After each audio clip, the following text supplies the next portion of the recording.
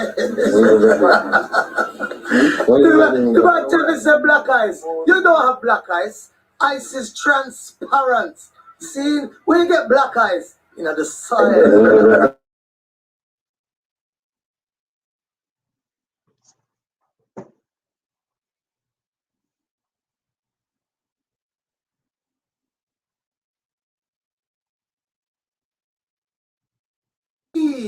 What you want? TV? You want ice? You want black on black ice TV? See?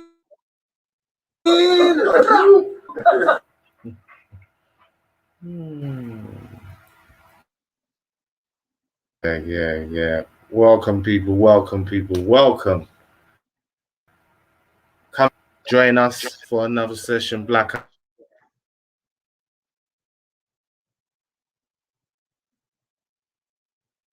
brother Craig Samuels.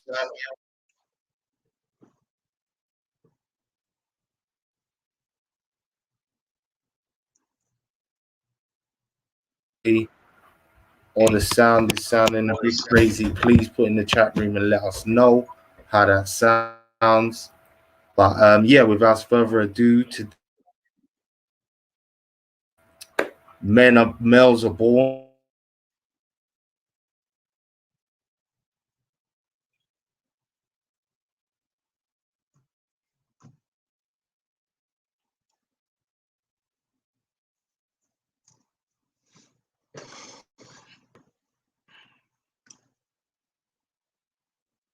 I don't know if you can hear me, but you froze.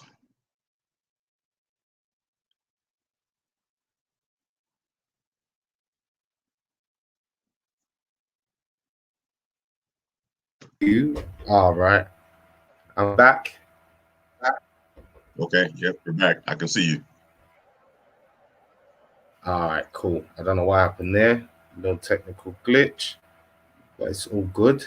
Yeah, as I was saying, people, we're back. Black Ice TV in the house again with our elder and esteemed colleague Craig Samuels here to talk again about black male development. The title of the show is Males Are Born, Black Men Are Developed. We're going to be talking about that process, his observations on that, and how best to achieve those goals. So welcome. How you doing? Introduce yourself to the people. Tell them a bit about yourself before we kick into the conversation. Shout out to the UK family. I appreciate it being able to come before you again. You've seen me a few times before. My name is Craig Samuels. I'm an author. One of the things that I do the most is write and research and a mentor for those who need it.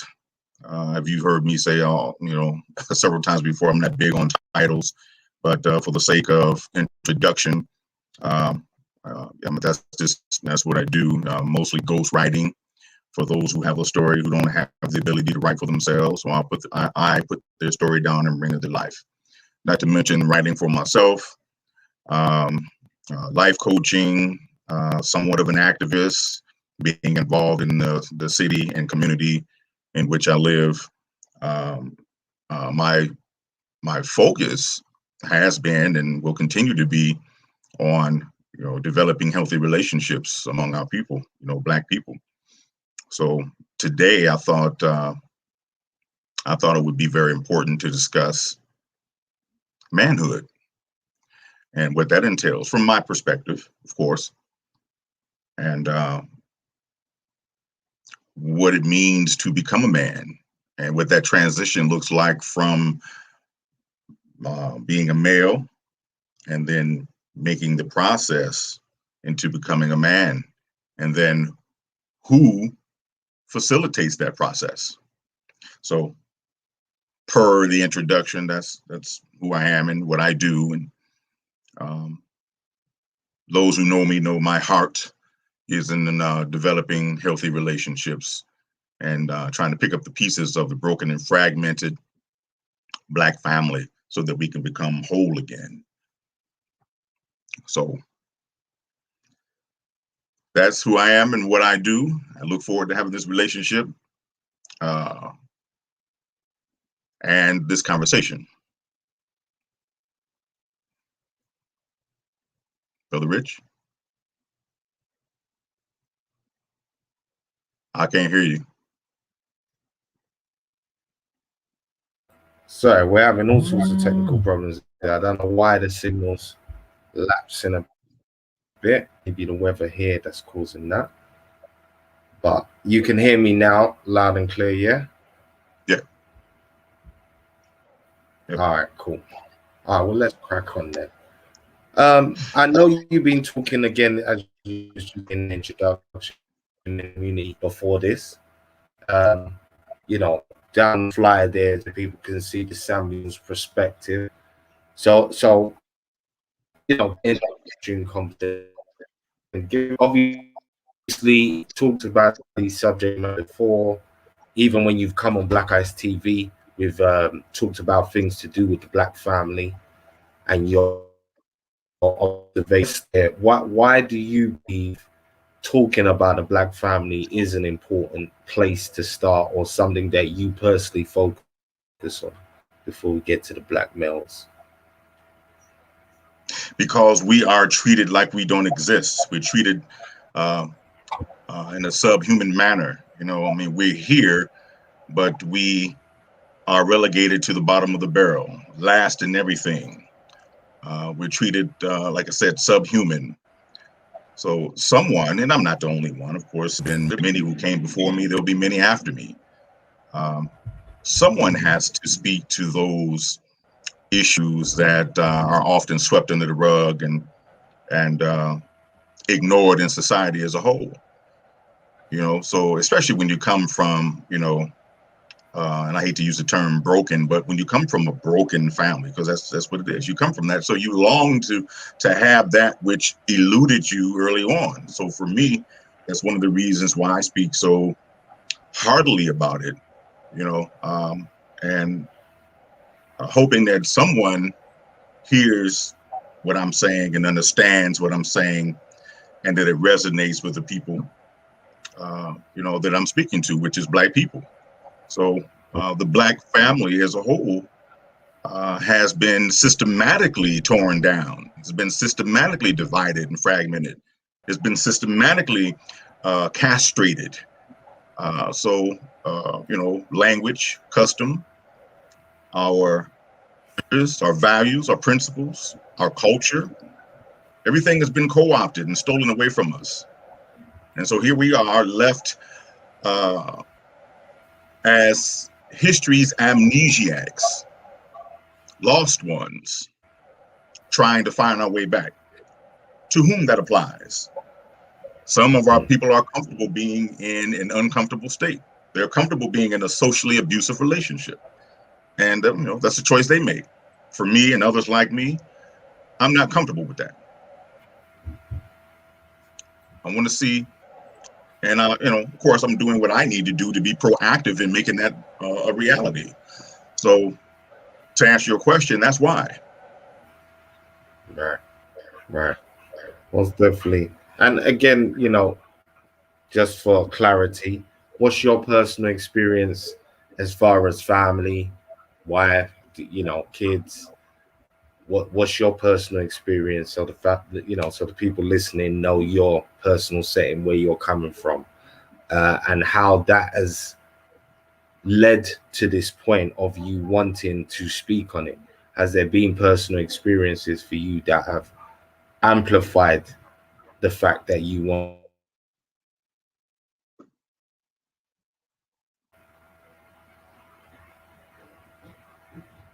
People are conditioned to be what they are until they take control of the conditioning process. It is then that we can change the pattern of our paradigm. For me, as you've heard me say several times before in our conversations on and off camera, you know, not to make this about my upbringing, but to what motivates me is because of the conditioning process. Right. So I, like many of you, were lied to for the first half of my life, maybe more, 3/4 of my life. So then you're living a lie. that lie became my truth. But something was wrong there because, excuse me, that we having some more tech issues. No, can you hear me? Yeah, I can hear you. Yeah, go. Yeah, so that lie, the lies became my truth, but unbeknownst to me. So then you go about living a reality that doesn't pertain to who you are and what you were purposed to be. You know, thankfully, as I got older, you know, I began to learn more and come in contact with people who knew what I needed to know, who helped open my eyes and give me clarity of what it meant to be a man. Now, the title, Males Are Born, Men Are Developed. When I posted that earlier today, there's a sister who she follows me, you know, and she reposted it and she asked the question, developed by whom? So, Right. sister, you see this, you know who you are. I'm gonna answer your question now. Developed by whom? All right. You have some who will say, well, that's a man's job. The man has to develop that male into that man. And then you have some schools of thought will say that it takes both the man and the woman. Depending on what your context is, so what angle you're coming from, both are right. But if that male is only, now dig this, if the male is only being guided by the man, there's still something missing. Oh my God, how can you say that? A woman can't teach a man how to be a man? That's not what I said. That's not what I said. If you make spaghetti and leave out the sauce, it's not spaghetti. All you have is a plate of pasta. So there's a component missing. Now, dig this. That male needs that female nurturing on his way to becoming a man. He needs that. But he also needs that male guidance, the male discipline. He also needs that male example, or the example of a man. You understand what I'm saying? There has to be a combination of the two for him to turn out. That doesn't mean that if one is absent, that he can't turn out to be a good, decent guy. I know some single mothers who did a bang up job raising some of the guys that I know and knew growing up. That's simply because they weren't having it. Now, there was still something missing because all they had was that feminine energy. All they had is what she brought to the table. And sure, they still grow up to go out and become self-sufficient, but there will always be a void that wasn't filled because of the absence of the man. Now bring the man back into the picture.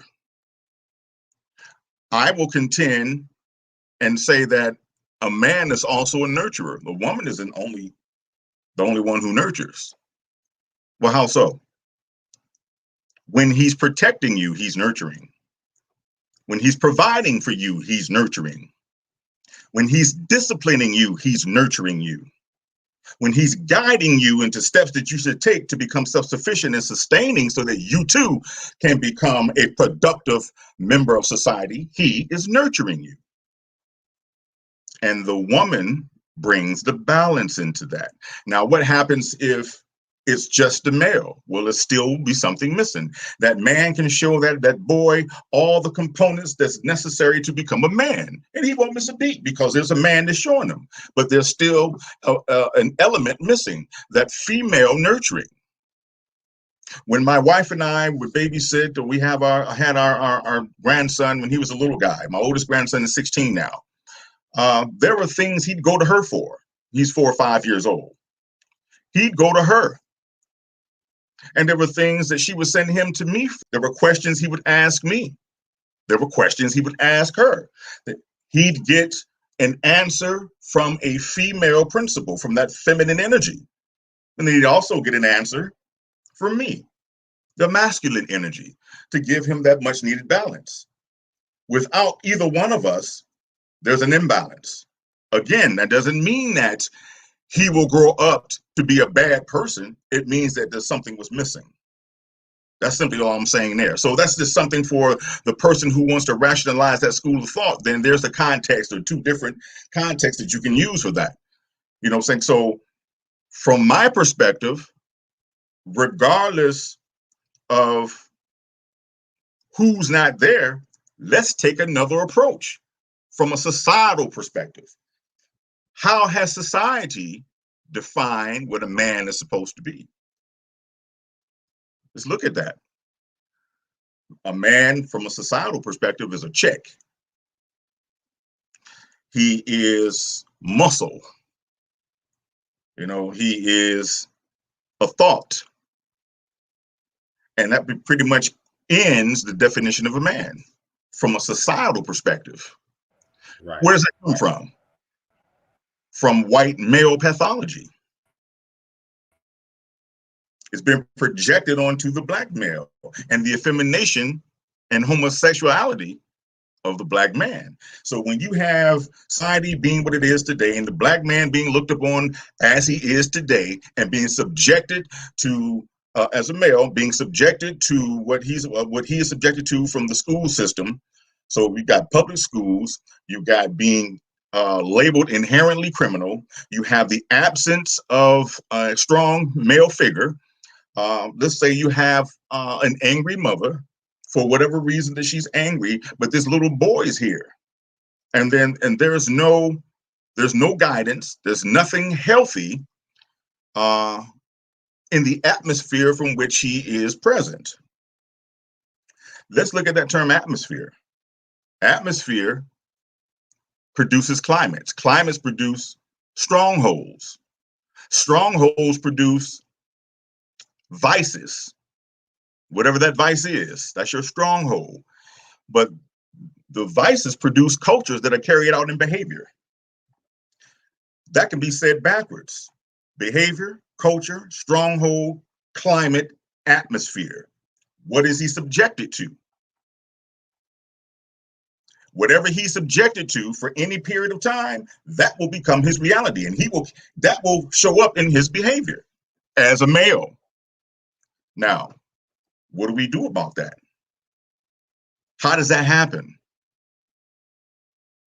It happens because of susceptibility. Susceptibility to an influence is what gives the influence power. So then the question becomes, what have we become susceptible to? What have our young boys become susceptible to? Well, susceptible to the absenteeism of their fathers, susceptible to the denigration, the societal denigration, susceptible to the labels that have been given to them. Now, how are they supposed to fight against it? If I tell you ain't shit long enough, or I stereotype you negative with negative connotations and false narratives long enough, then that becomes your reality, and that becomes the mindset from which you operate. So then when he is ready to go out into the world, what is he equipped with other than negativity about himself? What does he see when he looks in the mirror? How does he feel about his reflection? What did his atmosphere shape and mold him into? So for the first segment, I just wanted to open up with that, as far as males being born and men being developed.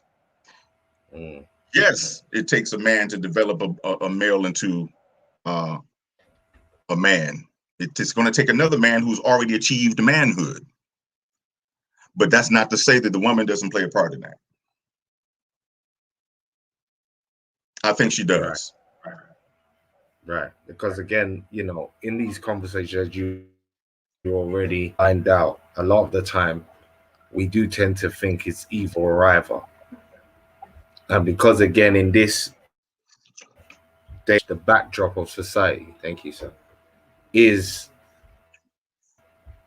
there are no defined roles. Everybody can jump into each other's role, and what a man is and what a woman is seems to be a massive sliding scale. So again, when we start to talk about family or environment around family, it turns into a very, topsy-turvy world right now. And all of that has an impact when trying to simply impart simple principles to your child. If the backdrop of society is telling them that they can do and be a You woman, froze up on me. Mhm. you have an impact. So I mean, Yeah, you froze up on me, so I missed. You froze up, so I missed that last part you said. I said you froze up on me, so I sorry. missed the last part. Yeah, I was saying that there's because of the sliding scales, and they're changing the roles that we classically hold: man, woman, children. Nobody's holding to those roles, so then it becomes a free for all. Explain basic principles to your child on who they are as young boys, young girls. It becomes a problem because Yeah, of forever trying to influence.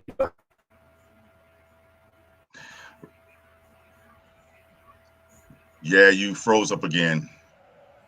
I think if I heard you correctly, I think what you were saying. So when we come to roles being played out, those roles have to be identified. And once the roles are identified, what is your modus operandi in the role that you play? Right. And then do we cross over into each other's role? If so, when? And do we understand how to be effective in doing so that neither the man nor the woman is undermining each other in an attempt to help that child in this context, in this conversation, that male make a healthy transition into manhood. So let's look at the definition. I'm going to ask you a question, and we can bounce off. Is there a one size fits all definition for what manhood is?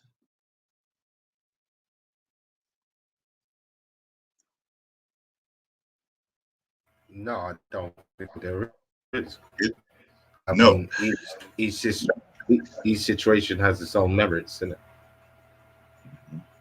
So I would say that manhood is a concept that must constantly be reconstructed. Why? Because what defined a man in my grandfather's time doesn't necessarily define a man today. Doesn't necessarily define the definition of a man in my father's time. And in my time, that definition doesn't necessarily hold fast to me today. So what were the differences? Well, the times were the differences. The responsibilities were different. The mentalities were different. The role responsibilities to a degree were different. Now, what wasn't different is the fact that that man has to go out and become self-sufficient and be able to sustain not only himself but a family. And so, the age-old way of doing that is a 9 to 5, whatever it is that he's doing. So during my grandfather's time, you're talking about sharecropping, you're talking about farming, you're talking about working on the in the steel mill, the stockyard, or what have you. And in my father's time, now we had General Motors and we had other things of that nature. So, now you got more so entrepreneurial endeavors. Now, is that the end all, the be all to the definition of manhood? I say no, because if we just leave it there, then we allow society's definition to be what defines a man, and I think that it undermines and disrespects the role of a man. It just disrespects who I am as a man, who you are as a man, and the men that are watching this now and who will be watching based on what society says a man is and what has been taught to the women as it relates to the definition of manhood. So you have some women who are looking for that definition in the men they meet. And this is a limited definition. So a man got to have 6 figures, 6-pack, fat wallet, be 6'2". You know, all these things are to some degree intangibles. But this is what the perceived definition is from a societal perspective. And so this is why when you and I talked the other day, I said, well, let's talk about males being born, men being developed. One of the main objectives is to establish a definition that didn't come from someone who defined our reality for us. And this conversation, it is society as a whole.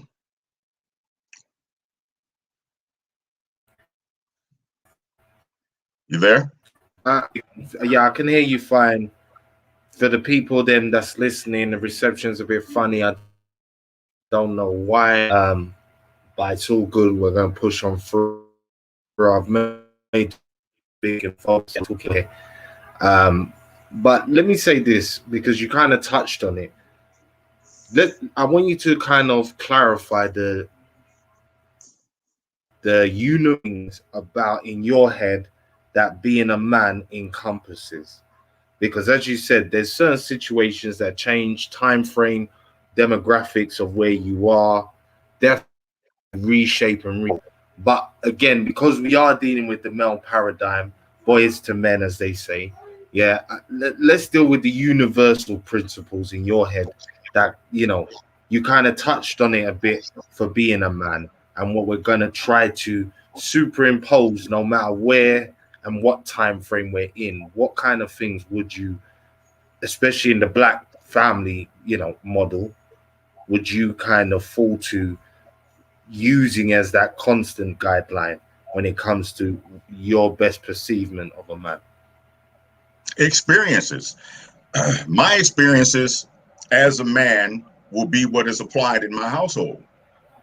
Now, the experience of the next man down the street will be something different, but is no less effective because it's based on his experiences in making the transition from a boy to a man, whatever that looks like for him, what it looks like for me, and what that looks like for you as well, especially being a single father.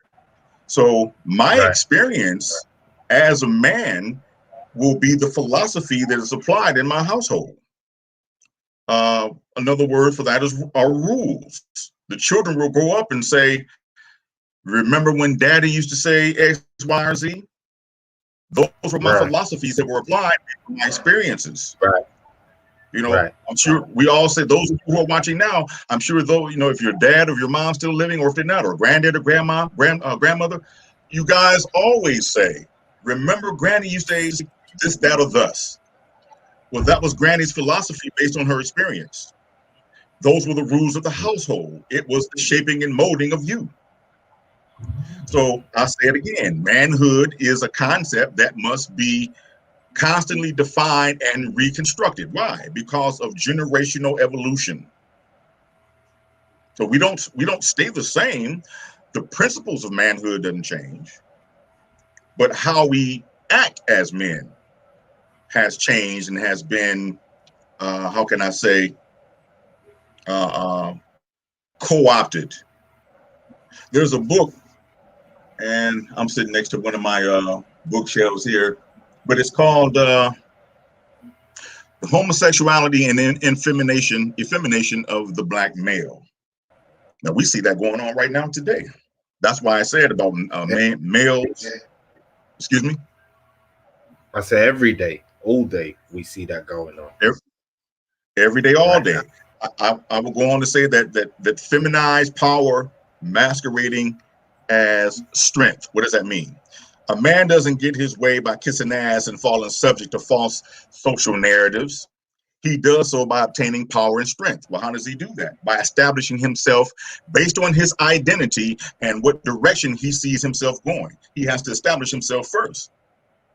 And he can't be fully a man exercising false narratives as it relates to masculinity and manhood.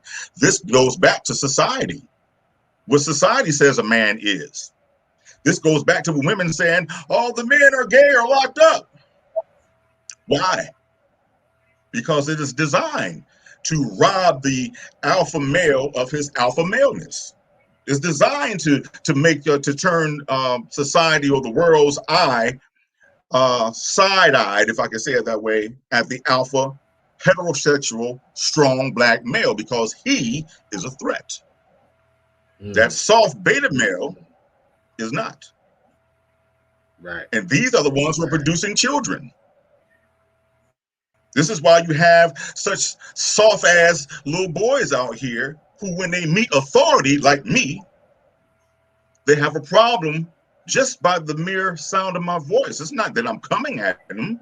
I'm just speaking to them like a man would speak to a boy or a young man who's trying to make that transition. Some of them can't handle that. They get emotional. They think they're being attacked. Why does that happen? Chances are there's a single mother who has no foundation at home, who's overly emotional herself, and she projects that shit into him. He comes out in society, don't know who the hell he is or how to handle what life is throwing at him, and so the first thing he does is react emotionally, which is irrational. So then it makes it harder for someone like me, you, or whoever else is out here doing this work to reach him. Males are born, men are developed. But he can't be developed into a man if there are emotional obstacles in his way. So we remove the obstacles, remove those things that can hinder his progress, remove the shackles from his mind so he can see his way clear. I'll say there's a sister who reached out to me about a year and a half, about 2 years now. And I'll give you the Reader's Digest version of this. She said she wanted help with her 15-year-old son. She called me or emailed me from San Diego, California. We have developed a father-daughter relationship now in 2 years. I made such an impact on her that she jumped on a plane last summer and came to visit my wife and I and stayed with us for about 4 days. She enjoyed us so much, I'm going somewhere with this, that she's coming back and bringing her 15-year-old son, who I've been talking to on the phone for now, I want to say about 4 months, but I had to work up to that.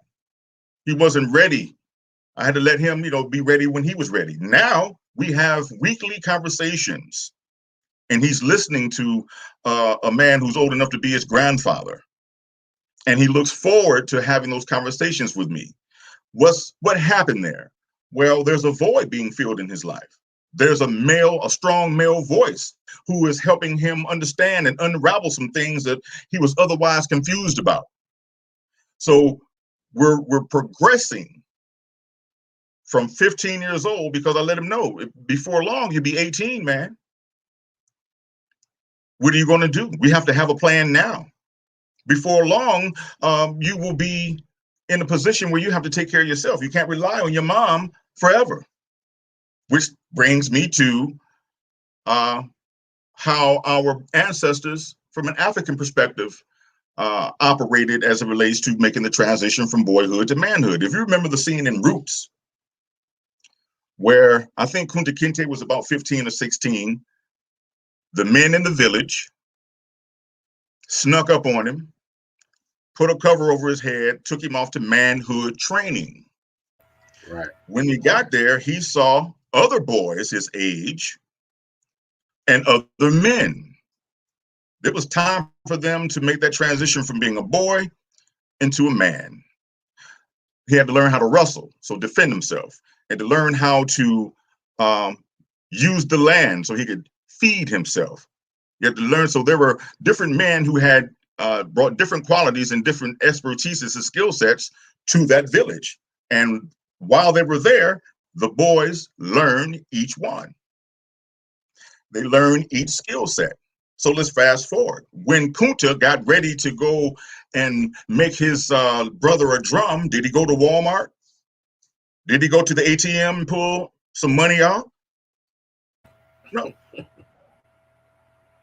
He took his hatchet or his machete and he went out into nature to find a tree that was sufficient enough to him to cut down to make a drum, Now, of course, in modern times, then that man is going to go to a music store today. And if I was going to buy my grandson something of that nature, then I go to a music store and I would purchase it. But I'm talking about the transition from then to now. I'm just illustrating a point. Awesome.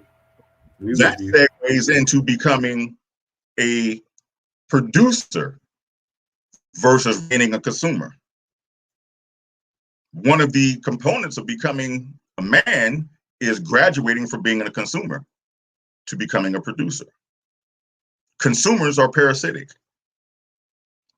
If all I can do is eat off of you and not produce anything for myself, what good am I as a man? And unfortunately, we still have male adolescents who are walking around in strong man bodies with boyhood mentalities. They're looking to be taken care of. Somewhere along the line, either the transition was co-opted or he was, or the guidance wasn't there altogether. So that's one of the components of becoming a man, becoming a producer. Who helps him become a producer? Another producer. Who helps him understand what it means to get your credit straight? Someone who has their credit straight and the necessary steps that were taken to achieve that goal so that he could become what? A competitor in the marketplace. But when all of those teachings, which are, they're absent for the most part, what is he supposed to do? How is he supposed to understand what being a man is? And that's why it's so necessary for you and brothers like yourself and Mr. Riggs and others in the UK to come together and to target, these young guys out here who are otherwise wayward, have no direction. What will the next generation look like as it relates to manhood without it?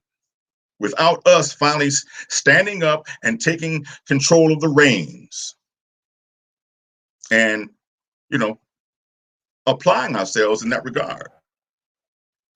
So I say it again, a man doesn't get his way by kissing ass and appeasing others.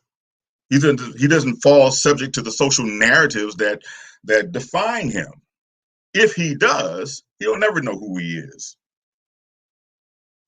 And then he will be relegated to the same reality that many of our men do. Get a 9-to-5, a job that you hate most often, and bring that check home so you can feed the family, pay the bills. When it's all said and done, you might get a beer out of the deal. Right. Is that living? Is that being a man, or was that being a convenience? Is that the definition that he's being treated as? Of course it is, because society says, go out here, get a job, bring that paycheck home, just like my grandfather did. He went out, my grandmother stayed at home. He went out, brought that paycheck home. She wrote out all the bills. She paid the insurances. She paid. I'm not saying anything is wrong with that. I'm just saying, isn't there more? Is that all that we're good for?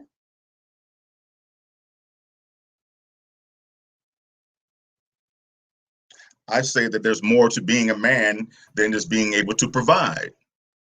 Now, those of you who are watching, don't get me wrong. I'm not trying to minimize provision at all. I am a provider. But I happen to understand there's more to me than going out and earning a living and paying bills and paying mortgages and rent and buying food. There's more to me than that. There's more to you than that.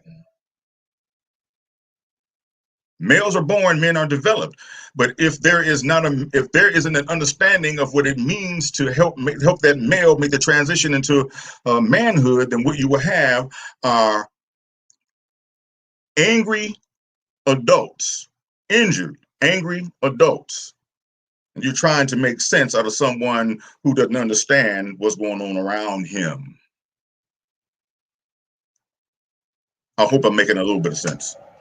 You're definitely making sense, brother. And big up to everyone who's joining us in the chat so far. You know the routine. Hit the like button, share the link out. It's good information we're talking about. Males are born, men are developed is the subject matter that we're talking about. We're just at this particular moment talking about rites of passage and the transition into manhood. What I wanted to ask you, brother, yeah, and to the people as well, hit the Cash App. It's there scrolling at the bottom of the screen, or go to the PayPal link.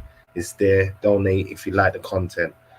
I wanted to talk about emotional development, brother, because again, and the uh, and they shouldn't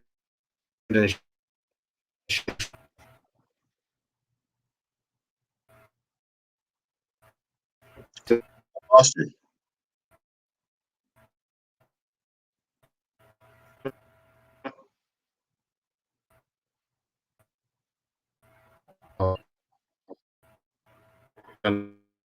down today.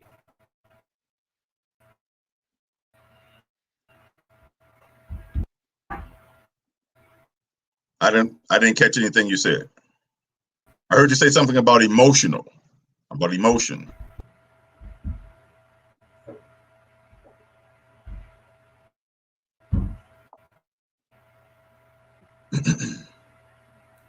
Brother Rich?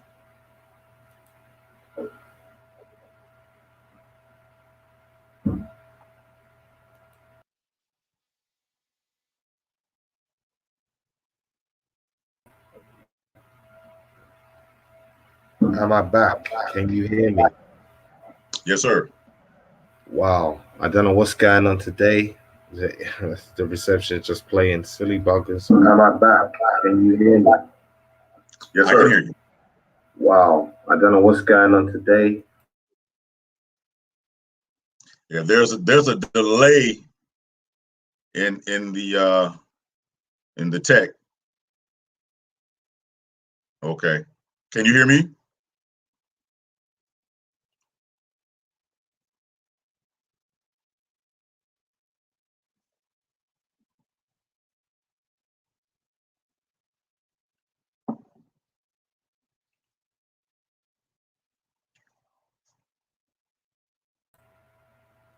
Okay.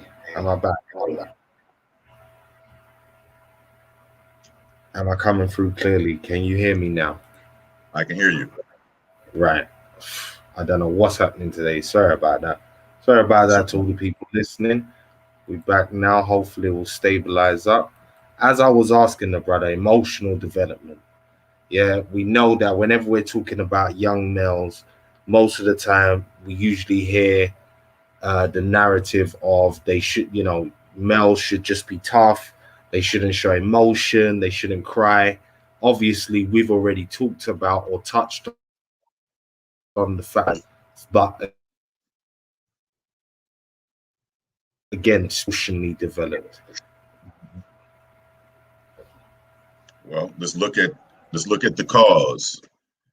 What are some of the causes of that male uh, being emotionally underdeveloped? It goes back to what I said when we opened this up about atmosphere. Atmosphere produces climates. Climates produce strongholds. Strongholds produce cultures, and cultures produce behaviors that are cultures are carried out in behavior.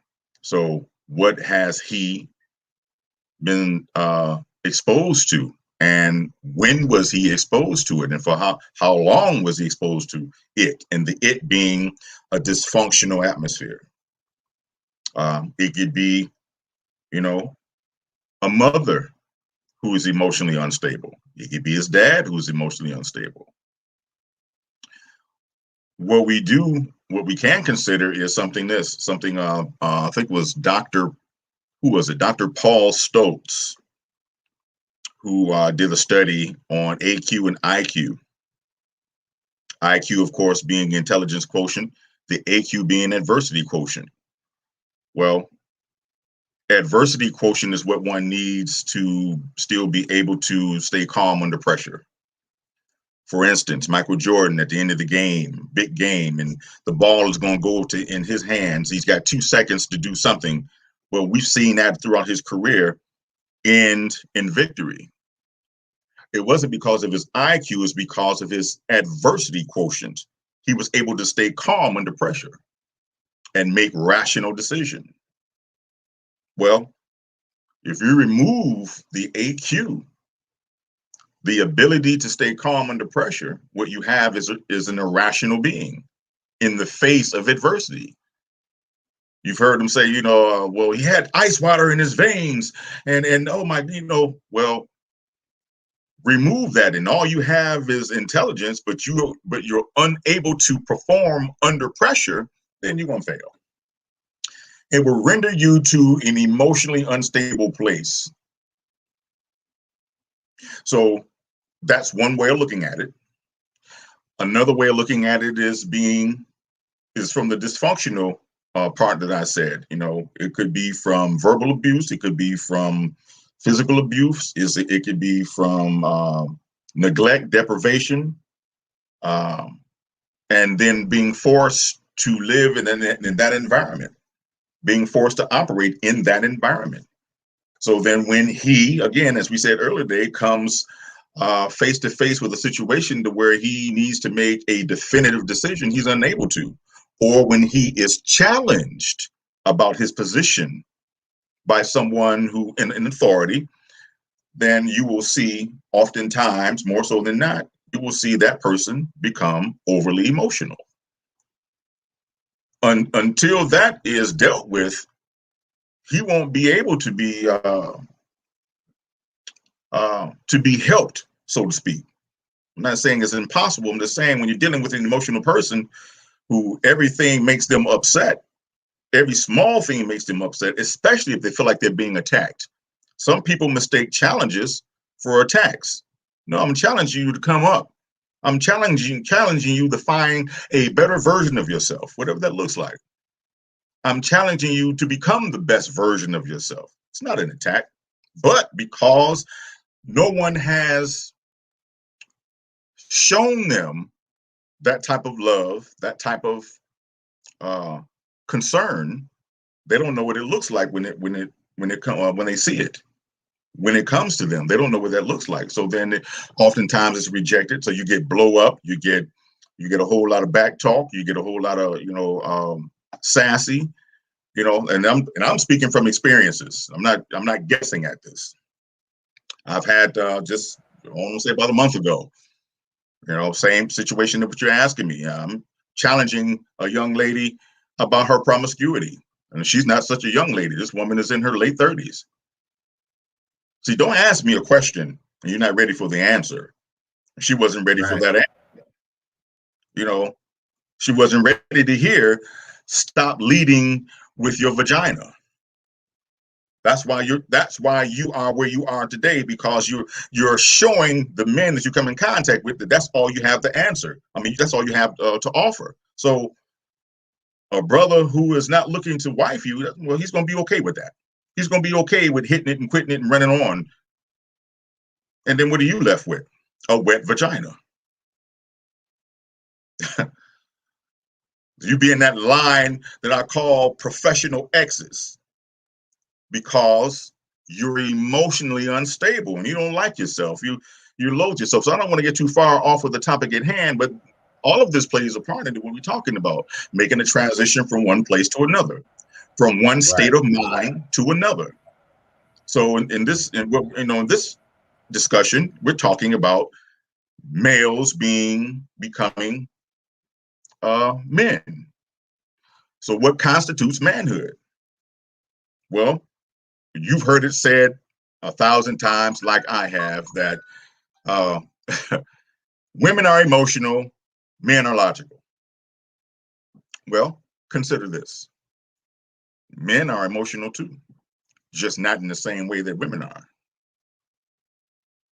When I exercise logic and reasoning, there's an emotion that comes with that.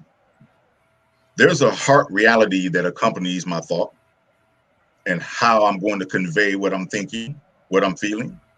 There's an emotion that's attached to that. Now let's go back to the AQ.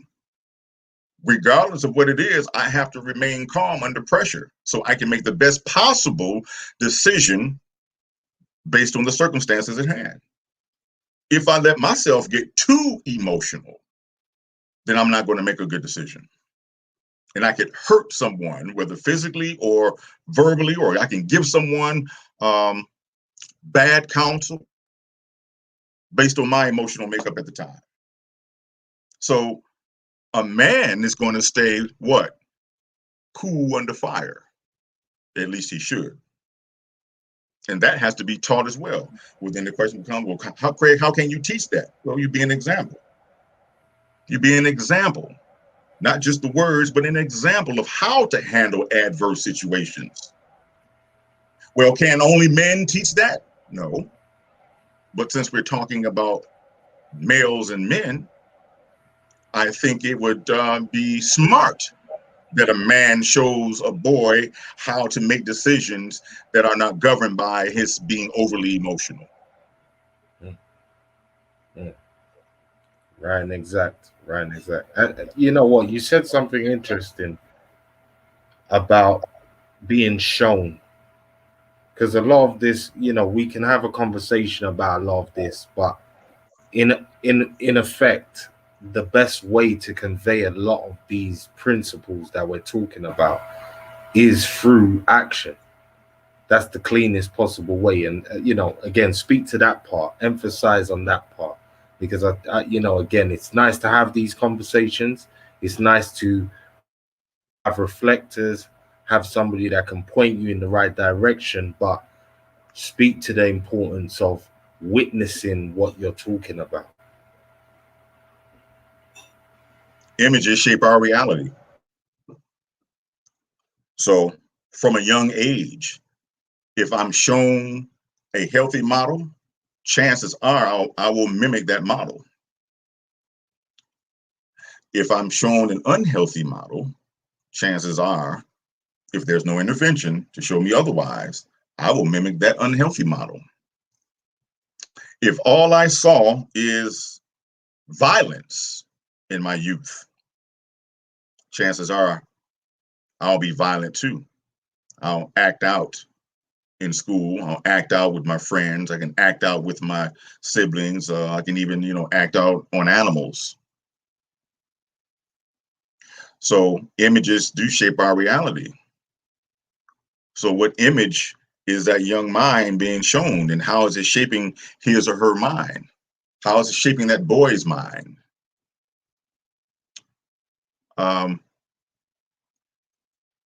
I think along with, we just said this, along with the talks that are necessary, we have to, be the example. And I know that sounds so cliche. I don't mean to sound cliche, but I learn better watching. I can know more about you watching you versus what you tell me. Because we all know, the old saying, damn what they say, watch what they do, or action speaks louder than words. So Right. in the action of the example that you're setting, I'm watching you. You're getting up, going to work every day. You're coming home. You're making sure that the family is taken care of. You're keeping a roof over our head. This is the provider or the producer who's producing. He's producing what? Shelter, food, clothing, guidance, discipline, love. These are all nurturing aspects. What does that say for the definition of a man based on the boy who is watching this man do what he does? What he sees that society is not outside. Society is in his father. His father is society. His father is teaching him how to be society. Without us, there is no society.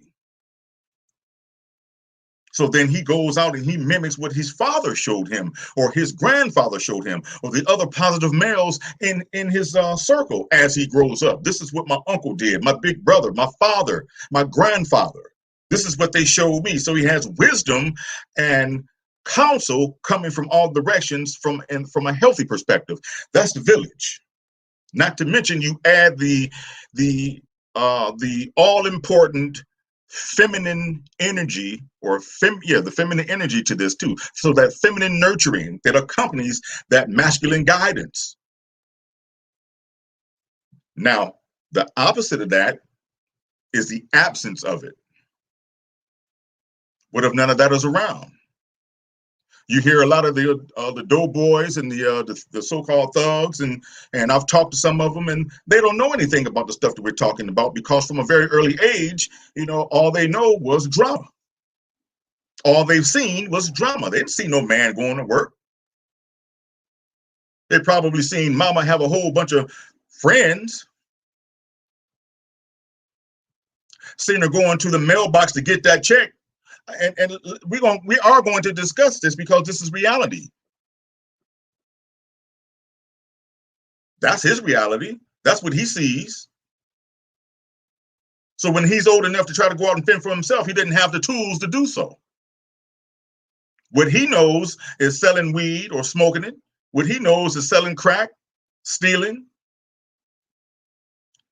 There's that social narrative that he fits perfectly into, the cracks that were designed for him to fall through. And whoever was his guardian helped to do so. They were an accomplice in his undoing. So there are your two sides to your question. Because everything you ask me, I want to give it a balanced approach. I don't want to speak in absolutes. Right. So when you have a man who loses his instincts to determine right from wrong, what he then does based on his ignorance and the absence of knowledge of self, he elects leaders who make decisions for him and governs his behavior. So then you have parasites dressed in suits, sitting in big offices, passing down legislation that governs your livelihood because you've lost your instinct to be able to make decisions for yourself and for your family as a man. Why does that happen? No example, or the wrong example. And then what do? We say, or I hear women say, men ain't shit, or there are no good men. And I think it's a sad commentary, because who defines what's good and what's not? And these are not excuses. This is butt naked reality. This is why it's necessary for the Black Ice TV in the UK, and brothers like myself here, and the brothers that I'm dealing with here, to be involved. Not just to be involved in that male's life, that boy who needs a strong man, but to also be in that single mother's life, because she needs some help too. She doesn't necessarily have to be related to me, but she can give me a call and say, hey, Rashawn is acting up a little bit. Could you come help me out? Now, at that point, it's a decision that I have to make. Am I going to make time to go help her? If I'm not, and he ends up in trouble, I shouldn't have a damn thing to say. As a matter of fact, I should be ashamed. Same thing with that woman. If he's acting out, you don't call the police. You call a brother who is a brother. You call a man who is a man. You get him involved in your little boy's life. Because there is no white solution to black problems. Why would you call the police? then you will stunt his ability to make the transition from being from a male to a man, because chances are he might not survive that encounter. Right. So go back to the trauma. You heard me say about train to embrace your trauma, and I hope you don't mind, I wrote something down so I wouldn't forget it. The trauma of being socialized into a substandard human existence. Forever a boy in the eyes of his oppressor and those who have bought into the propagated narrative of his inherent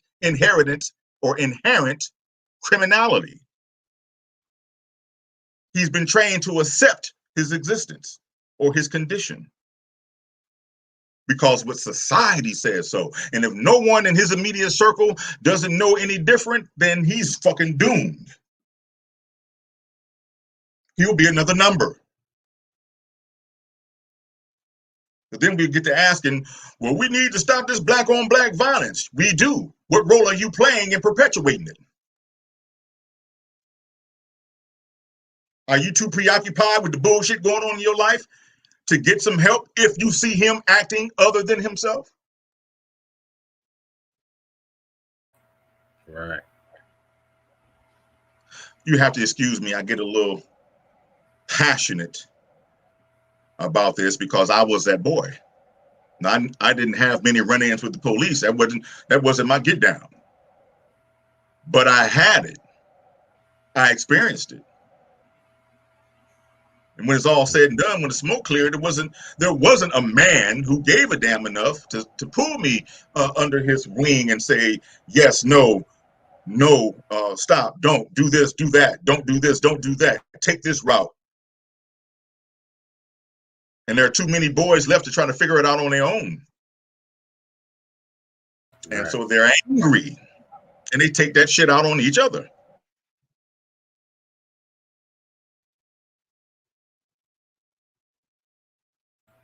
No, most definitely. I feel you totally on what you're saying. It's funny because I've been on a few shows where I've heard certain people talk about not wanting to mentor or don't see the point of it. And again, and then in the same breath talk about nation building. And as I always say to them, what is your plans for this demographic of people that we have that need upliftment? Then if you don't believe in mentorship and supporting single mums in that way, because again, it's easy for us to talk about it as a problem, but I don't think those conversations of how constructively we need to be helping and supporting, and as you said, whose real responsibility it is to kind of uplift that part of the community is. So it's interesting that you say that, and what would obviously you've talked about mentorship and what you think of it, and you kind of touched on the base single mothers side of it. And again, we are talking about males and that kind of situation, but I know, as you've stated in this interview, you do deal with black females as well. And I want you to just double down again on speaking on their role in the development of men, because again, it's not a one-sided thing. And there are real-time situations where women are finding themselves the sole carer of children. So what would you say to encourage them or to speak to their role? Same thing that I have said to many young ladies, especially some of the young ones out here who don't really have a clue, but they're out here having sex and producing babies that they can't take care of. And the guy that they're getting pregnant by or having children by, they don't know a damn thing about being a father, what it means to be a father. It's just, sex for sport. And then the result of that is a child. So the young girls out here, and the not so young ones, what I say and what I've been saying and will continue to say, I'm not going to tell you to stop having sex because that's not realistic. You didn't got your booty rubbed on and you like how that feels. I get it. But you have to have more self-respect. You have to think more highly of yourself than just the feeling you get from having somebody pumping and sweating on top of you. There's a difference between a mason jar and crystal. A mason jar, you throw old nails and washers and all types of rusty shit in that mason jar. You hear what I'm saying? Listen to my terminology. You will put anything in it because it holds no value to you. It'll sit on the counter or in a garage or on the shelf collecting dust until you're ready to put some other something that holds no value in it. And you'll put it right back up on the shelf. But when it comes to that crystal, you know it's crystal. It has value. You want to be careful with that. You won't leave it to where it can be mishandled or knocked over or broken. You will set that up high, out of the reach of people who don't care or respect its value. You hear what I'm saying? This is what I'm telling you, young ladies. Treat yourself like that crystal and put yourself up higher on the shelf to where you can't be mishandled and mistreated by people who don't appreciate your value. When that man shows up and he's looking for someone, he won't mind making the climb to get to you. Versus that mason jar that everybody has thrown something in. There's nothing special about you as a mason jar. So when it comes to your children, if you treat yourself the way that I'm telling you to, then you will look at your children the same way that you look at yourself when you look in the mirror. My little Kwame, my little Shaquanda are little pieces of crystal. And I'm not going to let anybody or anything destroy the beauty and the blessing of these children. Whether the man is present or not, you have the presence of mind to understand what's necessary to raise healthy children. Why? Because you have that same understanding for yourself. I'm not going to treat myself less than what I am. I'm not going to relegate myself to just a vagina.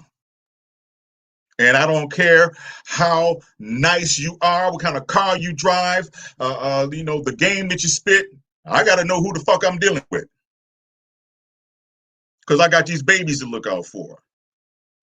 I got to know how you're going to treat me. Are you going to treat me the way that I treat myself? I am a piece of crystal, not a mason jar. I'm not the low-hanging apple that anyone can come and just pick. If you want me, you're going to have to climb this tree where all the nice, juicy, desirable apples are. Those are things I've been saying for the longest. This is not something I just made up now. I've been saying this for the longest to the young ladies who do listen. Some of them listen, some of them don't. Those who don't, well, there's a consequence for that. Those who do, there's a consequence for that too, but it's a healthy consequence. If there's no man around, if the father is not around, if there's no one around that you feel comfortable as far as a man is concerned to be an example for your kids, then you look for one. The sister that I was telling you about earlier today, she went and got her son, her 15-year-old son, involved in boxing. He showed an interest in boxing. She took his butt down to the boxing gym, and from boxing, he went into martial arts. So there are men who are present in the gym and in the dojo that he's comfortable. And then he talks to me on a weekly basis. So he's getting good advice from men who care about him. That's the thing. Care. So I care enough to tell the young ladies, hey, if you're going to lead with your draws, then expect what you get. But if you're going to lead with your mind, then you will weed out all the bullshit. And all those who will bring bullshit to your life. You will weed out all the drama because you hold yourself at a higher standard. All right. That woman right there who has that understanding, she will be, as a single mother, she will be successful in pouring knowledge, integrity, a good moral compass into that little boy. At least he will have that. versus every time he turns around is a new Negro in the house, or he's left to fend for himself. Right. Right. So males are born, men are developed. It's going to take all parties involved. You lay down and had him, both men and women. It's going to take both of you to develop an understanding to produce a healthy man. Now, can it be done with one of you? Yes, it can be. But like I said earlier, there will be a missing component. If it's just mom, he still grows up, becomes an engineer and all of that, great. But if there was never a man around, a coach, a professor, a teacher or something, someone to help guide him and mold him into a man, what you'd be looking at is a successful boy who has emotional tendencies, emotionally irrational tendencies. Well, look, in that vein, that brings us to the next place. A slightly rarer situation than the single mother situation, but one I find myself in, which is the single father situation.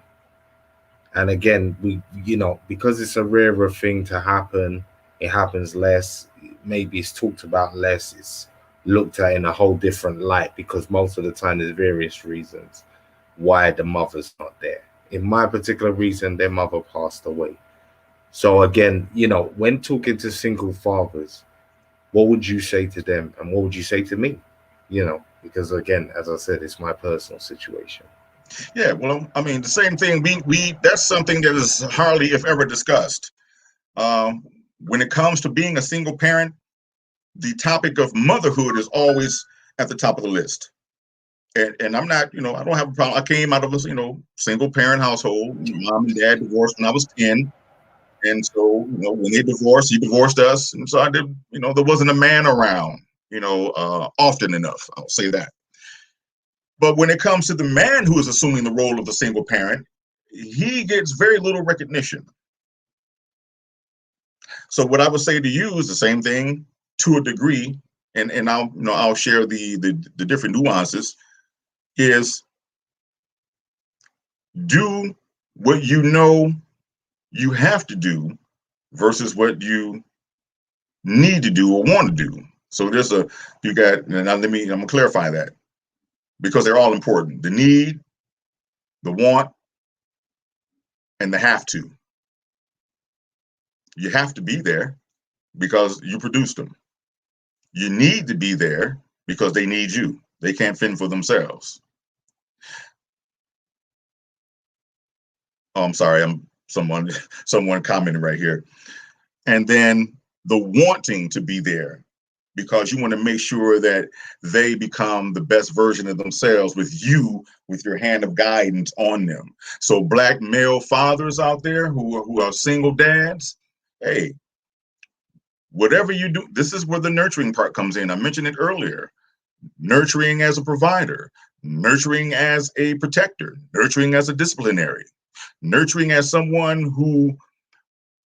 who seeks knowledge that you can apply so you can teach them.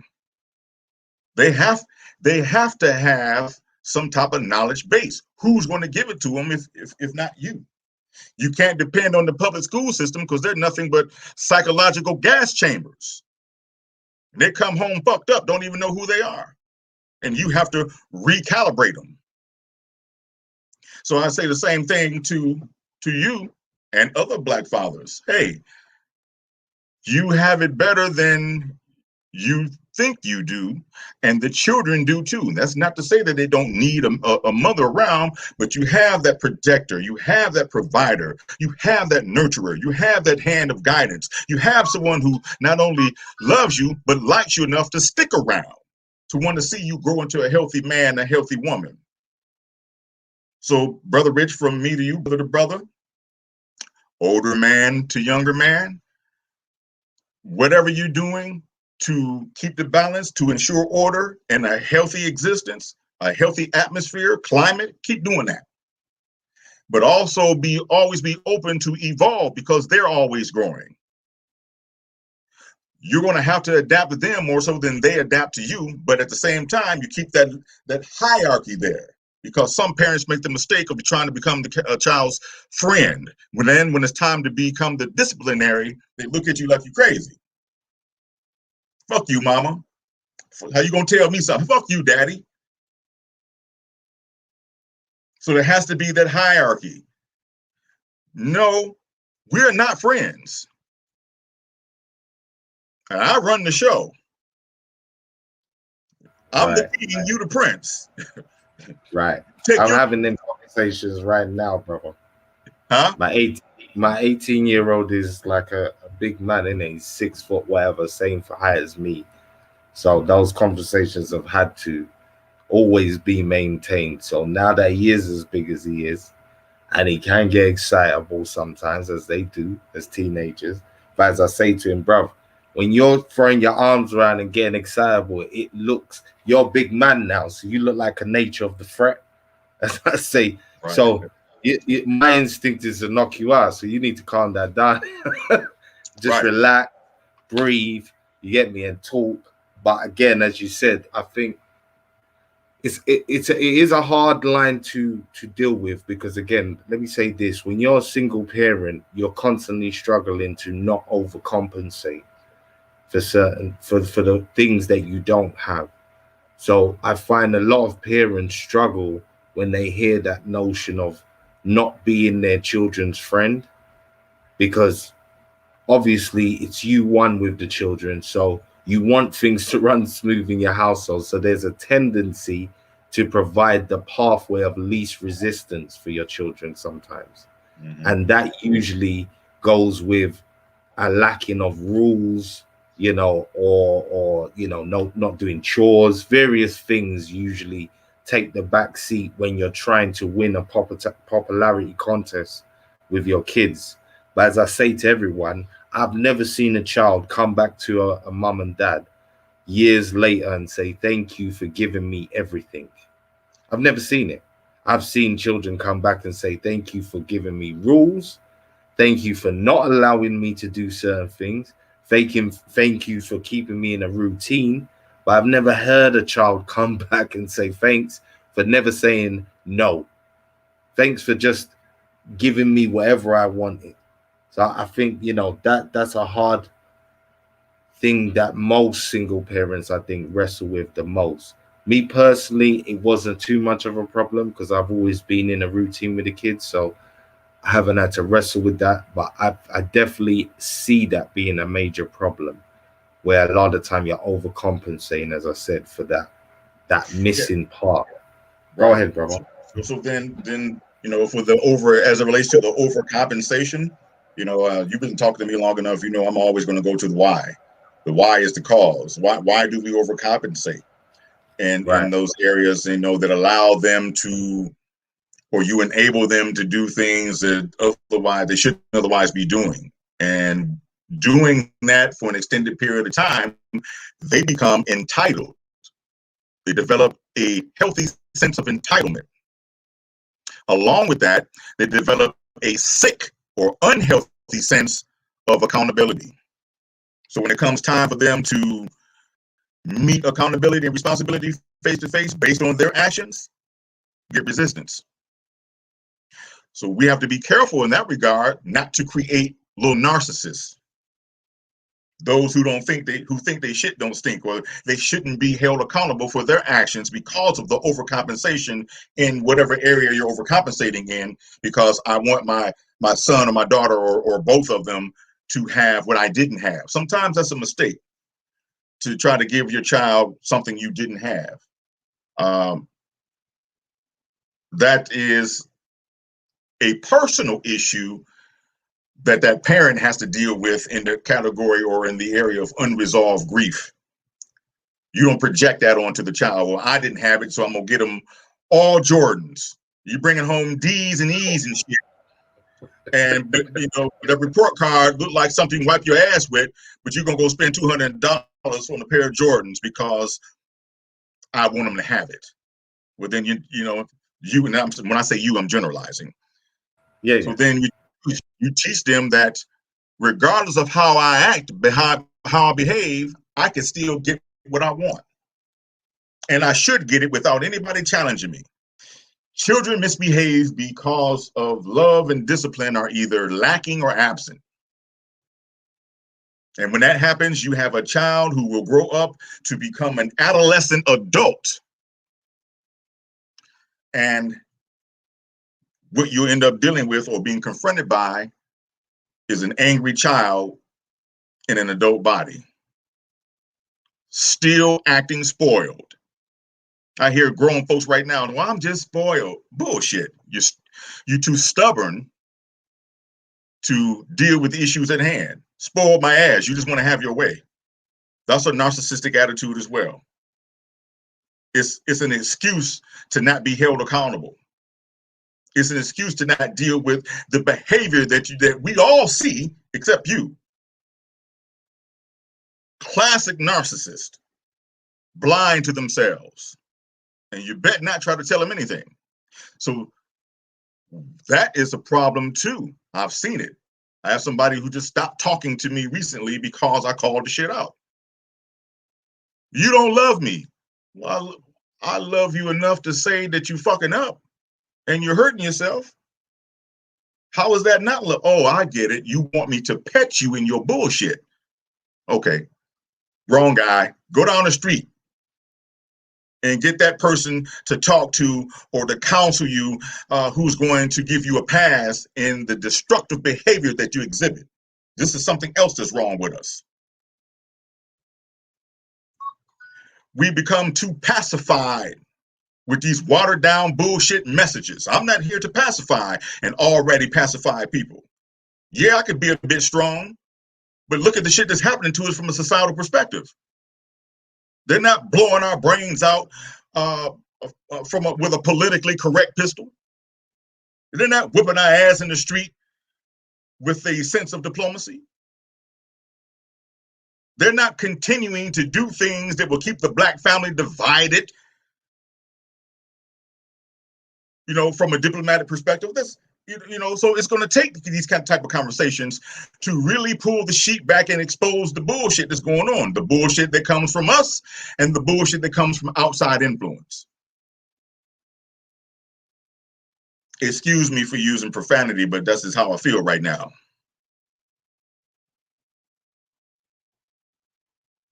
I feel you. Continue. Toxic change, and we're talking about change here. When you're talking about males being born and men being developed, you're talking about change. You're talking about transition. And change is the only thing that does not have an expiration date. It isn't too late to change unless you come down with Alzheimer's or dementia. You're no longer in your right mind, or you're in a coma. So we're talking about making the change, i.e., transition from one mindset, from one state of being to another. And you're going to have help along the way. It's no different than when you were helping your son when you first got him that bike and he had to have those training wheels. It's a process. There was a transition from starting off with the training wheels to ending without them, however long that took. He no longer needed to have dad's hand guiding him to keep him from falling, or the training wheels for that matter,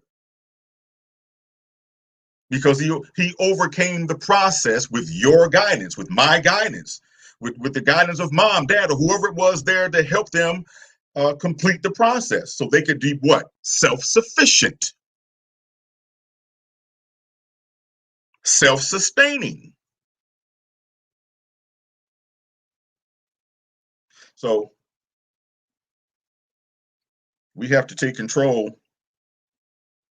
of our own narrative as it relates to making the transition from being a boy to a man.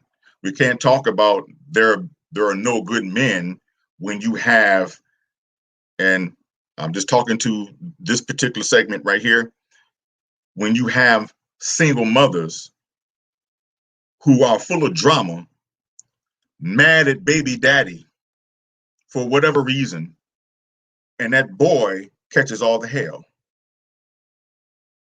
And so he's supposed to grow up into a healthy man. He's supposed to grow up and know what it means to be responsible. He's supposed to grow up to know what it means to become self-sufficient.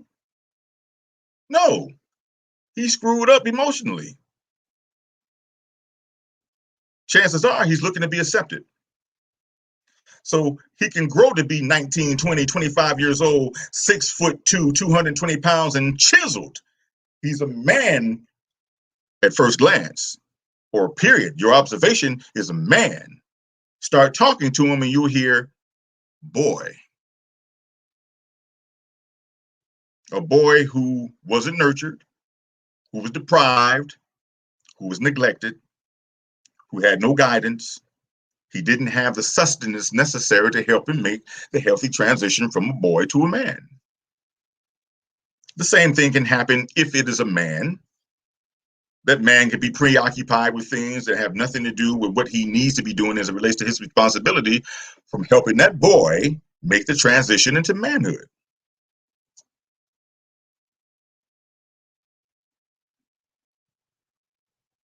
So what do we have right now today? We have a whole bunch of beta males, metrosexuals. And yeah, I'm gonna say it because I have a problem with it. These tight pants and you know, these feminine attitude. Most of these cats out here they're full of estrogen more so than testosterone. Facts. Full of estrogen.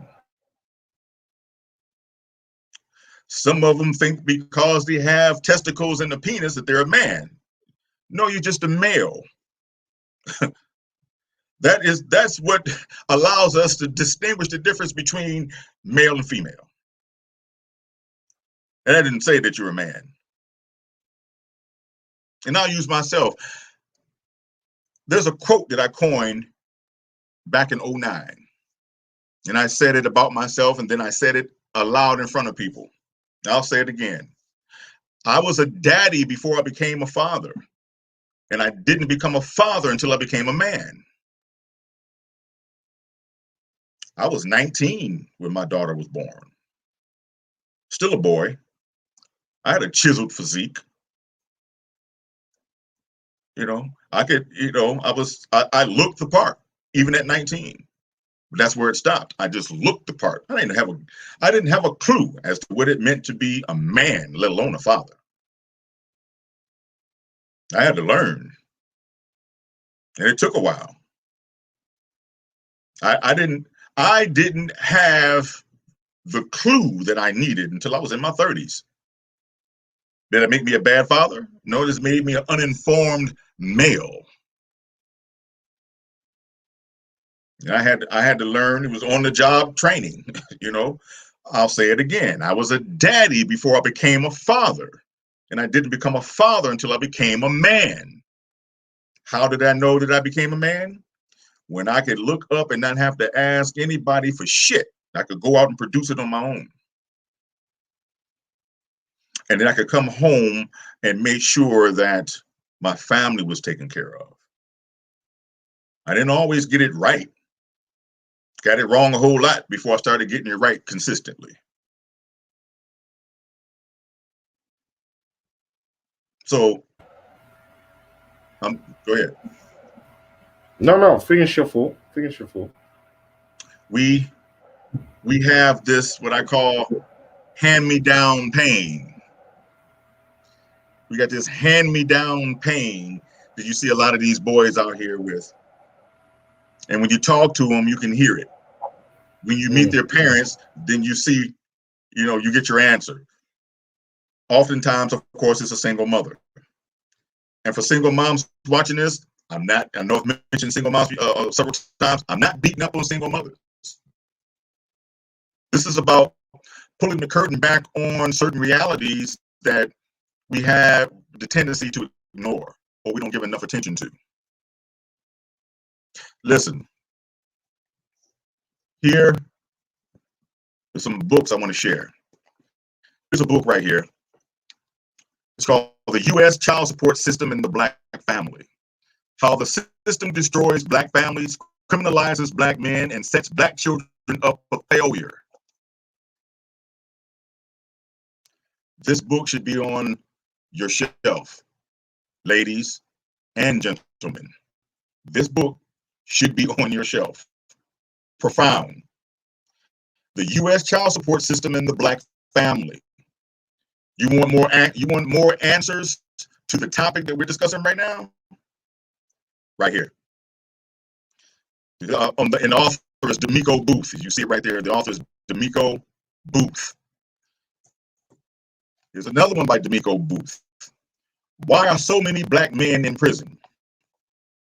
A comprehensive account of how and why the prison industry has become a predatory entity in the lives of African American men, and how mass targeting, criminalization, and incarceration of Black male youth has gone toward creating the largest prison system in the world. It's by design. You have a lot of boys getting locked up. Some of them meet men who made mistakes while they're locked up, and they come out with a better understanding. Some of them. Now, I've worked with cats coming out of the prison system. Let me tell you something. Some of them come out, they don't have a clue. Attitudes are all over the place, emotional, don't want nobody to tell them nothing. You see somebody ended up in prison. But then again, you have to go back to the why. What happened?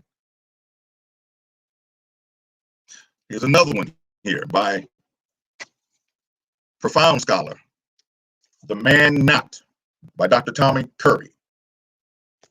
The Man Not: Race, Class, Genre, and the Dilemmas of Black Manhood. This should be on your shelf too. Last one.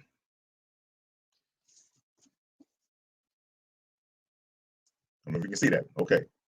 Understanding the Assault on the Black Man, Black Manhood, and Black Masculinity by Dr. Wesley Muhammad. Profound piece of work right here. All of them are. To help us better get a much better grip and understanding and clarified understanding of what's going on outside these walls in what we call a society.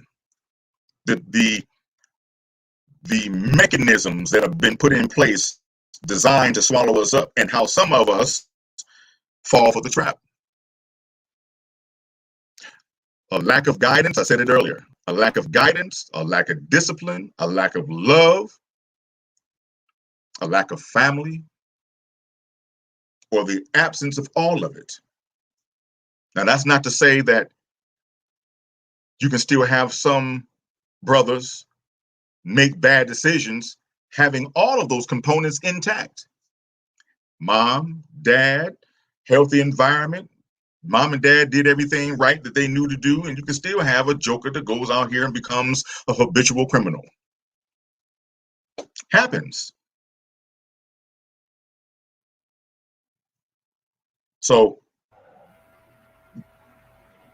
go ahead. I will say this here to that. I mean, as you said, you could have certain circumstances set correctly, but my thing is this. I moved out of my mum and dad's house at 15. My personal experience of family life in my early years was good. I had good examples of mum and dad, and I think that led and helped me to be able to do what I'm doing now. And as you said, it's a good point because, we often think that good upbringing may cause a foregone conclusion as far as the kids must be good, they must turn out fine, then you did everything right, you're living in the right place, what could go wrong? But they grow into individuals. But I think one of the key things for me, even though I left as a young rebel at the age of 15 from my mum and dad's house, there was never a time where I found myself doing something that I couldn't in 2 seconds close my eyes and imagine what my mum and dad would say. And that to me, I think, has always steered me correctly, no matter what I'm doing, whether I find myself obviously not being an angel, doing whatever, running the streets, what the various things I've done in my youth. But I've never been at a loss as to know what my mum and dad thought and what they would tell me if they were transposed in that moment to me. And I think that was always a powerful thing, and can't be underrated, you know. I agree. Um, Same thing here. I mean, personally, the criminal life wasn't for me. The street life, it wasn't for me. I ran the streets, but I'm not a street guy. It's a difference. And the intuition, some of us don't pay attention to our intuition. We don't think, we go with the moment, or we succumb to peer pressure because we want to be accepted. We want to be validated by who and what we think is cool. So then you have that boy who makes a unintelligent decision. And he's hanging with the wrong crowd. There's a biblical scripture that says, "Good, but bad association corrupts good manners." You have to watch out who you're hanging with. Do you know who your friends are? Do you know what a friend is? The first friend you should be in the mirror, and understanding yourself, and what your tolerances are and your intolerances, and what do you think of yourself. A lot of these cats out here, they don't think. Wait, brother. Say that again. You got to start that thing, because that was a very big statement that it gets overlooked, because we're always saying know thyself, but say that statement again. Who should be your best friend first? That was a big statement there. The best friend you should be in the mirror. You should know yourself, know your tolerances and your intolerances, every facet, every flaw, every strength, every weakness. It's still you. How do you feel about yourself? Who you choose to associate with is a reflection on how you feel about yourself. And that goes for relationships too, as far as intimacy is concerned. You got a bum Negro. As a woman, you got a bum Negro, and you keeping this bum around for longer than he should be around, then that's a reflection on how you feel about yourself. Same thing with the guy. You got some chick who doesn't appreciate you, undervalues you, undermines you, disrespects you. And you keep her around. That's a reflection on how you feel about yourself. And so we can actually transmit trauma. We talked about this the last time I was on your platform, about the drama of untreated trauma. There's a transmittance that takes place. Right. And for those that don't know, go back into the catalogs. Great show. Go and check it out. This is the third time the brother is appearing on Black Eyes TV 7. So if you're feeling what he's saying, there's another 2 shows archived there for you, gems leading into what we've been talking about today. Sorry, brother, carry on. No, that's okay. That's okay. So we have symptoms of pathology. Some of our greatest pathologies, or one of the greatest pathologies and the most dangerous, is denial. We bathe in denial. We don't pay attention to the symptoms. A lot of times the symptoms are our pathology. So then what happens when you consummate your ignorance and your low attention span with other people who feel like you feel and do what you do, who have that same mentality, and you consummate that, and you produce a child who's not going to have a chance because you don't know shit. And what you think you know is destructive. So then you turn, these people are relegated or shifted into what we know as ghettos and projects. Some of them are okay with government assistance.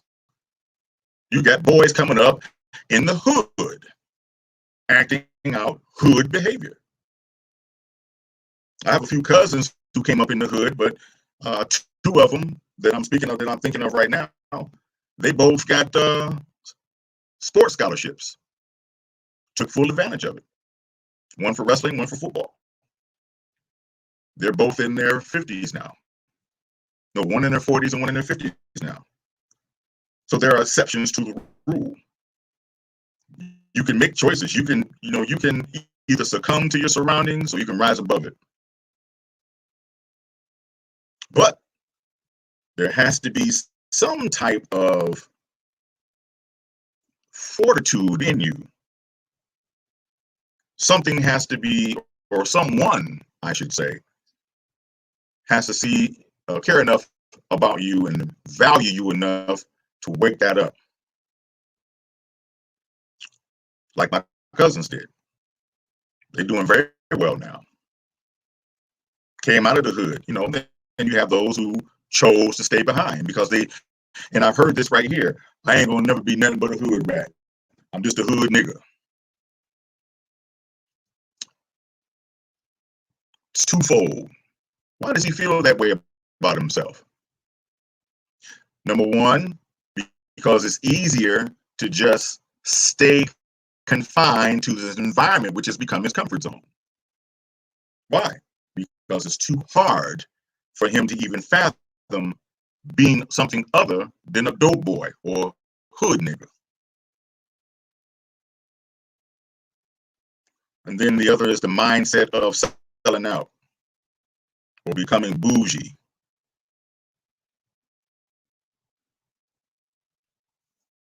So you have those two perspectives to consider as it relates to that scenario. So, brother, there's something I wanted to introduce. It's called AEA, which stands an acronym that stands for Activate, Execute, and Abolish. Well, what am I talking about? What does that mean? As an activist, you activate what? Your agenda, whatever that agenda looks like, to change your circumstances, to change your reality. As an activist, you activate whatever your plan is for you first. Second was execute. Well, who executes? Executives execute. And as an executive, you execute your plan.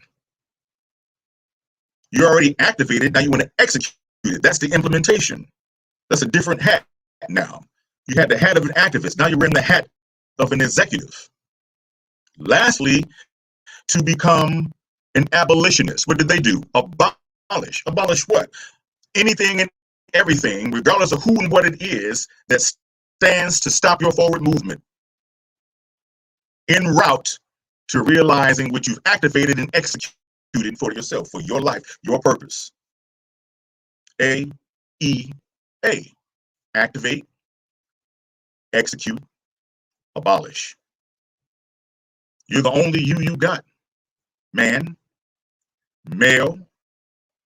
And to the boys, when a man steps to you and shows interest in your interests, it's okay. I know you might be a little apprehensive because it hasn't happened before. He's only interested in bending your mama over. But when you find someone who isn't interested in your mama, who shows an interest in you, it's okay to let your guard down a little bit. Because what he wants to do is help you make that transition from where you are to where you can be. He won't make decisions for you. He'll help you make better decisions. At the end of the day, it's about the decisions you make for your life. So it's going to take mom, it's going to take dad, or some male, some man, I should say, who is a man and who has already accomplished the things that a man has accomplished. So you can see the example of what he's talking about. He's not just spitting hot air and don't have nothing to show you. But he's already accomplished something. It's okay. And single mothers, it's okay to take him down to the gym. He needs something to do. You don't like the friends he's hanging around with? Then it's your responsibility to change what that looks like. Even if you have to take him down to visit the county jail so he can see what it looks like to be down there with real rapists and murderers, pedophiles, real gangsters. Because a lot of these cats out here ain't gangsters, they just want to be. Watch too much damn TV and social media bullshit. Until a real gangster steps to him. Now it's I want my mama. They had their ass hemmed up on First 48 snitching. If it's not in your heart to be what your surroundings suggest you should be, then that's telling you right there. That's not your forte. It's not your purpose. We don't need any more so-called gangsters. We don't need any more basketball players and football players and rappers.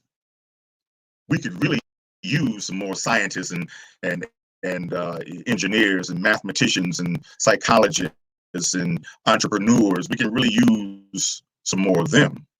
But it's going to take us to help them see the alternative to what they've been exposed to thus far. Rich? Facts. Big facts, big facts, big facts. Yep. So one last thing I like to say is because one of the other things, I wasn't going to say anything about it, but how can we not mention racism? Right. How can we not mention racism as a determining factor that shapes and molds the mindset of that male who's trying to make it into manhood? He may not be a bad guy. He could be going to school or going to the library or just going to the park to shoot hoops, and he gets accosted walking while black because he's black. And now he has an ordeal to deal with. So you're talking about the internalization of racist attitudes.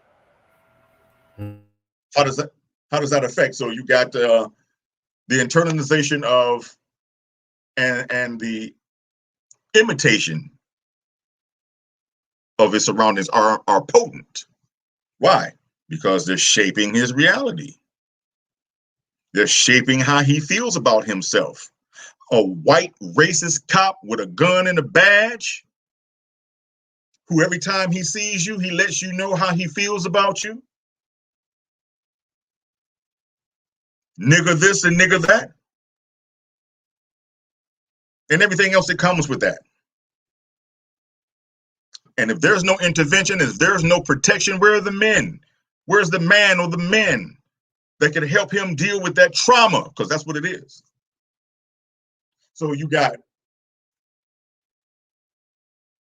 black internal, and I wrote some stuff down here. So you got black internal communal conflict. So you're having an issue within the community in which you reside. There's conflict there because your area is over-policed by the wrong type of police. They don't see you as human. They see you as subhuman. They see you as somebody I can bully, somebody I can shoot. I can create a situation and blow his brains out so I can go brag about it with my buddies over a Budweiser, how I shot that nigga. Communal conflict. There's also black on black violence. Well, that has to happen in order for them to continue to mistreat you. The black on black violence. They need you to be out of your mind and at each other's throat for them to justify remaining in your area and policing you and us the way that they do. Black on black violence is simply those who are practicing this destructive nature becoming accomplices in helping white supremacy subdue us. They don't know that because they hate each other And they hate each other because they hate themselves. They hate themselves because they don't know themselves. Public school has a lot to do with this. Not taught about the greatness of you. You taught about the greatness of your oppressor. So then that shapes your reality. It shapes your mentality. It shapes how you see yourself and how you see others. Not to mention resources being scarce. Then you have self-alienation. I don't care enough about myself to treat myself the way that I need to be treated. I'll alienate my own best interests. Goes back to self-loathing. It also goes back to the atmosphere and the climate. Remember, the atmosphere, the climate, culture, behavior, stronghold. Strongholds can also not necessarily be what you're drinking or shooting into your arm or smoking. It can be how you being treated in the society in which you live. You're being held strong by somebody else's hate towards you. And it's like a vice. It puts you in a social straitjacket. That's why it's so important for us as men to be present, not AWOL soldiers, absentee champions. And women, guess what? That all men ain't shit is a false narrative. It's just as untrue as all women ain't shit. And we got to stop that. The moment you start speaking highly, Shahrazad Ali said this, the moment you start speaking highly of your black man, and any black man for that nature, publicly, overtly, the narrative about him will begin to change. Guess what else will happen? Those who hate you, who wish to continue to oppress you, will see that the phenomena of togetherness between the black man and the black woman is taking place. It's happening right now. Lastly, the need to examine the complexities of manhood is mandatory. Well, we've been doing that. So the mere mention of manhood and the perceived responsibilities of a man often conjure up debate, sometimes hostile and polarizing. Why? Because the definition of a black man for so long has been one of a negative nature. Pimp, shiftless, drug user, drug dealer, rapist, watcher white women. Any negative adjectives that you can come up with is applied to that black man. And unfortunately, you have some black people who buy into that narrative. So a black man who's out here about his business, he's got to fight white society and the black people who believe the bullshit. That's propaganda. So you got agitprop, agitation and propaganda. Agitation acts on the emotion. Propaganda acts on the mind. Then you create a narrative of falsehood, an illusion. And that becomes our reality.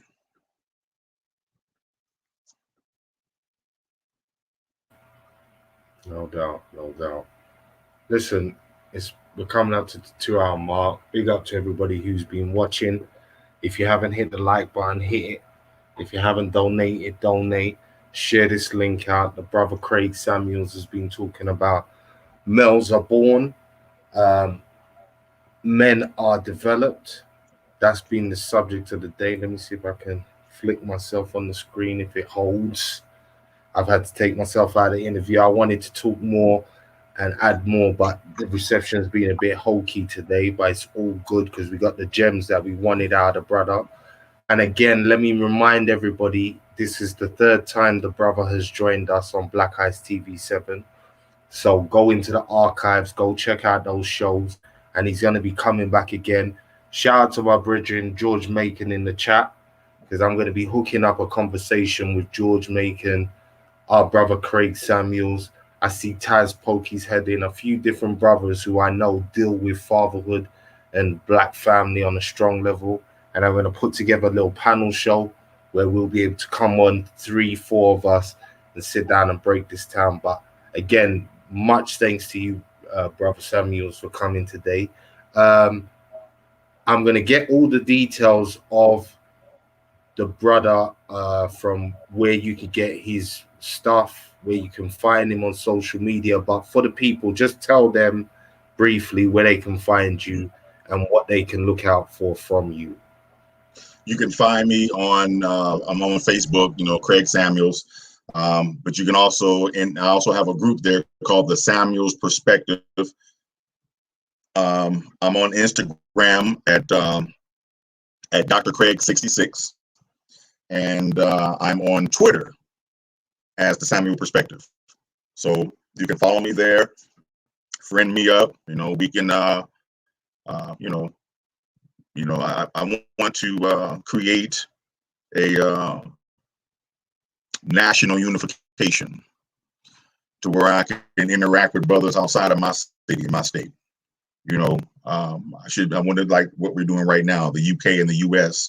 Brother Macon, you just let me know that you're watching. I'd like to link up with you and see what's going on, what you got going on in Philly.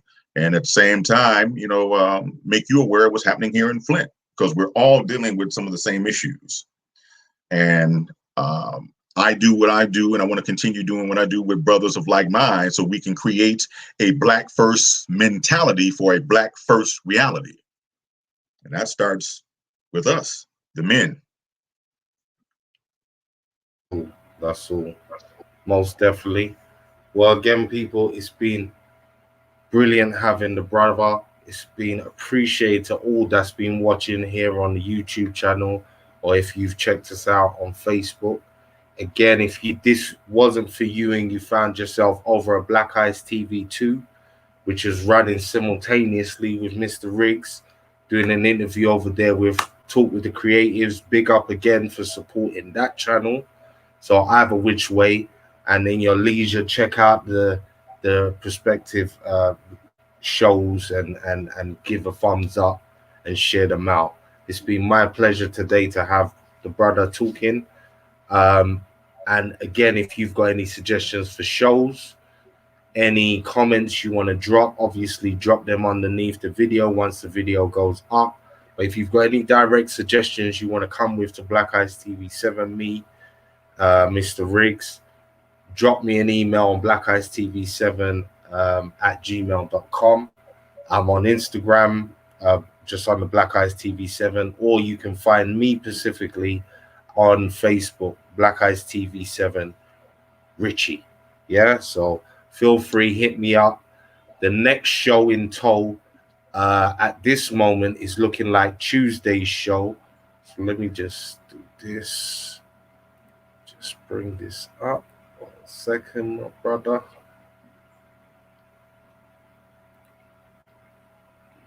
Boom.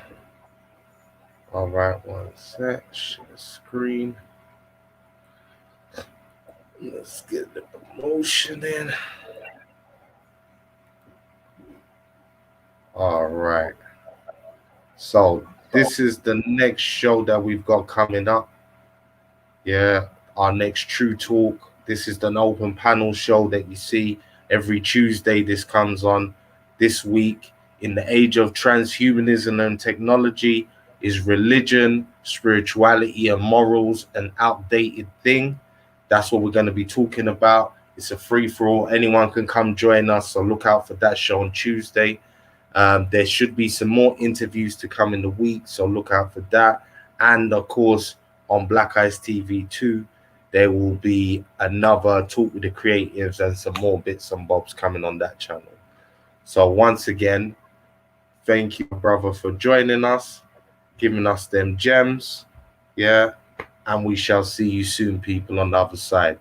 Peace and powers to all. Yeah. Blood family first. Always. Yeah. Always. Peace.